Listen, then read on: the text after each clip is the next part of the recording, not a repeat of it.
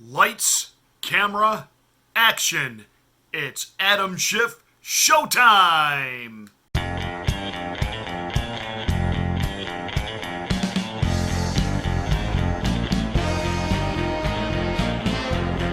Well, it all comes down to this.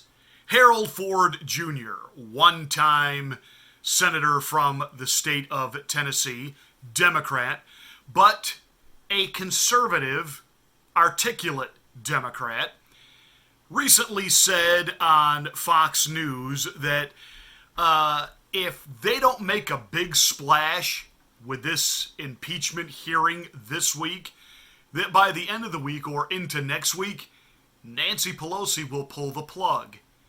And those sentiments were actually echoed by Sam Donaldson. You remember him, one-time anchor at ABC, now a walking shadow of his former self, forced to be a guest on the Don Lemon program.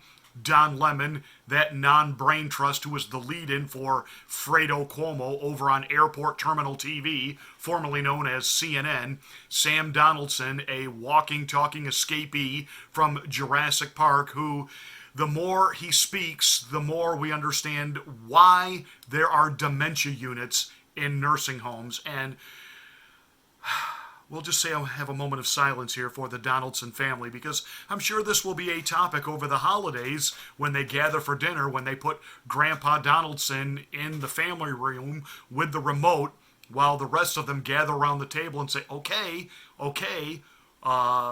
which home are we putting him in? Because he can't be trusted to be out and about by himself. Sam Donaldson on with Don Lemon last night, lamenting there just isn't enough TV time to hang Donald Trump.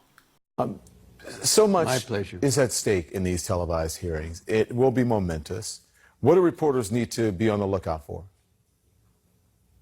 Well, you know, the televised hearings, Don, are going to be hearings in which people, for the first time, really see the people who've been talking to the committees about this. John Dean, when he made that appearance in the Watergate committee hearings on Capitol Hill the summer of '73, I covered that, but millions of people were watching. Now, there were only 3 networks then. There was no VCR. There was no internet. They got their news by watching television. The newspapers helped, of course, and the daily Monday through Friday evening news broadcasts helped. And it took over 2 years to get the public to the point where, yes, they thought maybe this guy was a crook, Richard Nixon. And yes, maybe he should leave office one way or the other. Now, the Democrats this time have, what, a couple of weeks? Wow, what a stunning admission.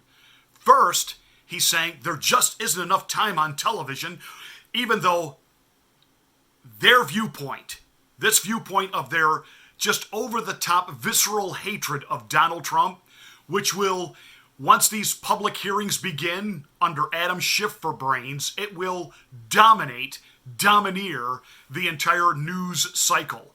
And it will be covered by CNN, PMSNBC, Faux News, formerly known as Fox News, ABC, NBC, CBS, and every 2-watt liberal NPR radio station they can get their claws into. And yet, he's worried they won't be able to make the case. It took us 2 years to convince the world that Richard Nixon was a crook.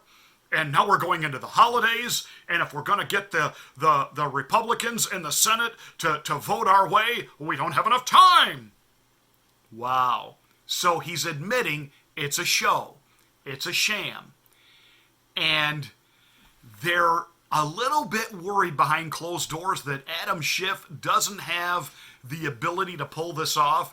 And now that Jim Jordan, Republican Ohio, is now going to be in there to ask some questions. What's it going to look like when Adam Schiff tries to muzzle him? What's it going to look like when the Republicans on live international television say, we have not been allowed to call a single witness? Remember, even Richard Nixon got to have witnesses, got to have people there testifying on his behalf. Shoot, even Bill Clinton had witnesses and people that testified on his behalf. And yet, President Trump gets none of that. Adam Schiff is going to be seen by the American people as judge, jury, and executioner. But Sam Donaldson also revealed something else. Once again, we have another throwback to Watergate. Once again, we have another doddering old man who, if he doesn't wear Depends when he leaves the house, he's dripping all over the floor wherever he goes, reliving his glory days when he made his chops as a reporter covering Watergate and the takedown of a Republican president. Do you understand that he and Woodward and Dan Rather Not, they are reliving the glory days. These guys who are now in their 80s are, without the use of Viagra, able to actually get excited about something, and they are all jonesed up and jazzed up and probably premature ejaculating over what they believe is going to be the takedown of President Donald Trump. And that is a big part of what this is. The rest of it is smoke and mirrors, and it's a sham. It's a show. It's a deep state cover-up. Because what is the great crime that Donald Trump has done here? Because the transcripts reveal there is no prid quo po here. Didn't happen. Did not happen. The president of Ukraine said it did not happen. So what is this all about?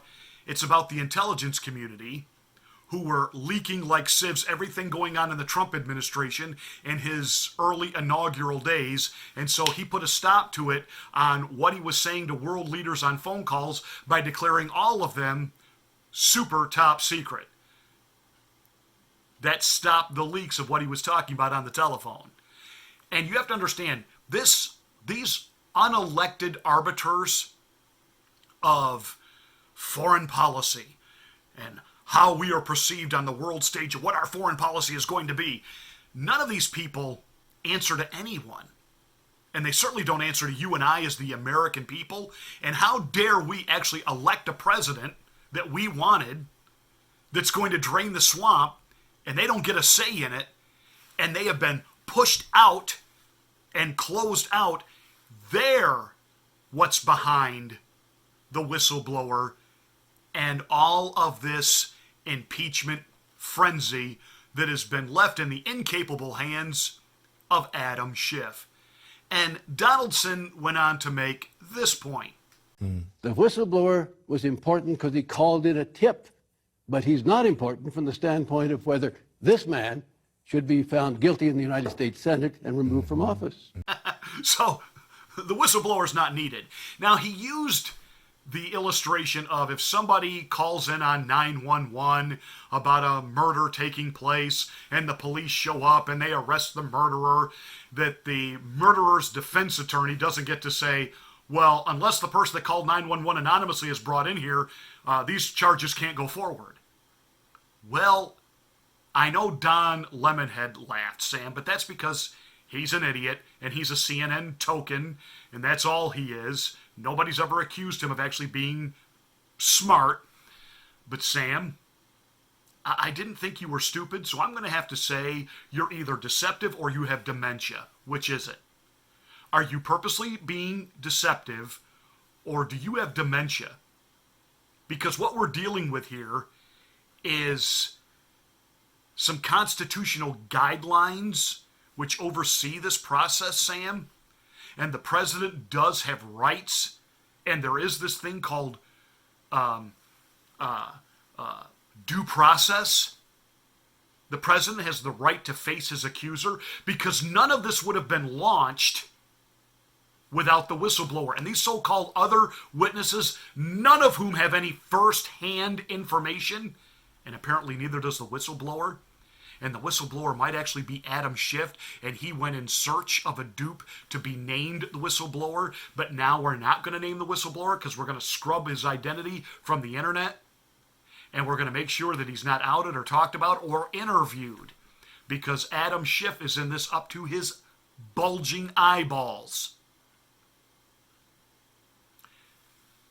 There is a constitutional process to this, Sam, and yes, the whistleblower in order for this to be given any credibility or legitimacy, has to come forward, has to testify. Otherwise, we're going to hold Lindsey Graham and the Republicans to their commitment. It's impossible to bring this case forward, in my view, fairly, without us knowing who the whistleblower is and having a chance to cross-examine them about any biases that they may have. So if they don't call the whistleblower in the House, this thing is dead on arrival in the Senate. Sad.